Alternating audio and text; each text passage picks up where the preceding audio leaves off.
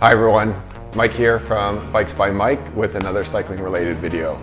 I'm upstairs to talk about one of the most important and often one of the most neglected mountain bike maintenance routines, fork and rear suspension servicing. Okay, let's get to it. So I'm not actually doing any maintenance, which is why I'm in my living room and not in my freezing cold garage. Not getting my hands dirty today. I'm just going to talk you through my yearly suspension service routine and what I do throughout the year to extend the life of my suspension parts. Let me first say that suspension servicing is the only bike maintenance task I will not attempt myself. If you're adventurous and willing to learn how to do this properly, more power to you. But let it be known that this, without doubt, is one of the most complicated bike maintenance tasks you could possibly take on. And even if you can pull it off, you'll be hard pressed to do it as well as those that are 100% dedicated to suspension servicing and setup. To give you some idea of how difficult it is, even the most reputable bike shops will outsource this task to shops that only do suspension servicing. So if your local bike shop does all their suspension work in-house, you should be asking them a lot of questions to make absolutely certain they know what they're doing. I will say that next to wheel and frame bearing replacement, suspension servicing is the most neglected type of mountain bike maintenance. Most riders only think about servicing their suspension when it fails. There are two main problems with this. First, before your suspension fails, its performance will have dropped off substantially for some period of time. So you will have ridden on your bike for months or possibly years when the suspension was not working properly or certainly not performing as well as it should. Second, if you let it fail, your fork or rear suspension may be so damaged that it's too costly to fix. For example, when the seals fail and you get internal contamination of dirt and grit, it can get so bad as to scuff up your stanchion tubes. If that happens, you'll likely have to replace your entire fork as it's such an expensive fix. Now, I get why riders don't do regular yearly maintenance on their suspension. It's expensive. While the replaceable parts are not super expensive, there's a lot of labor costs. You can easily pay a few $100s a year to have your fork and rear suspension serviced. But think of it this way. Whatever bike you own, no matter how much you paid for it, you want to get the most out of it, right? It amazes me that riders will drop $5,000 or $10,000 on a new bike and not touch the suspension in 5 years. I will say this. A $10,000 bike will ride like a sub $3,000 bike if the suspension has not been maintained for 5 years. Guaranteed. The quality of the ride will degrade slowly over time, so you won't notice how off it is until you finally get it serviced. When you do, you'll remember what a new bike feels like to ride. Same goes for wheel and frame bearings, but that's a topic for another day. When should you have your fork and rear suspension serviced? It really depends on what specific suspension you're using, so check your manufacturer's recommended service schedule.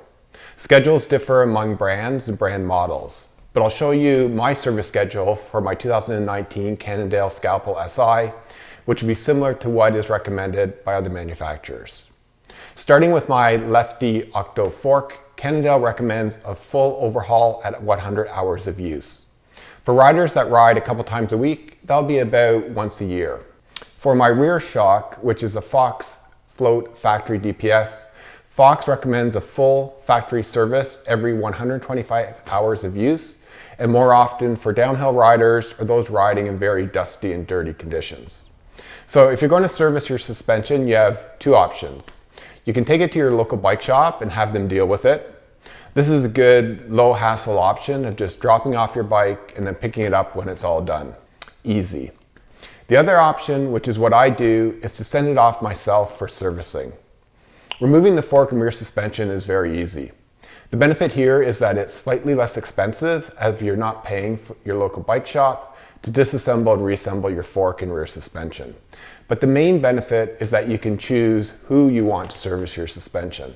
Again, this is not a task for the inexperienced, so you do want someone who really understands suspension repair and suspension tuning to be working on your bike. Talking to bike mechanics I respect, there are two shops in Canada that stand out as being particularly good. The first is SuspensionWerx out of North Vancouver. I've used them 3 or 4 times and they really do know their stuff. Not only can they do factory servicing, but they can customize a rebuild to fit your particular riding style and preferred suspension preference. Like a more responsive and race-oriented feel, they'll build up and tune it that way. Complete the online work order form to get the process started. If you have any questions, just ask. They have exceptional customer service. The other shop I've never used but have heard very good things about is S4 with locations in Saint-Jérôme, Quebec, as well as Whistler, BC. A third option is to send your fork or rear suspension back to the original manufacturer for servicing. I know that Fox offers this option, and I suspect the other major suspension brands offered it as well. Here's a quick tip. Save the box and packaging that the shop uses to ship back your fork and rear suspension, so you don't have to search for the right size packaging material when you ship it off the next season. You'll avoid having to buy all this. Now here's one easy trick you should do to extend the life of your suspension. It's cheap and simple to do. After every second or third ride, or every ride if you ride in dirty conditions, re-lubricate your shock seals. First, get yourself a fork lube.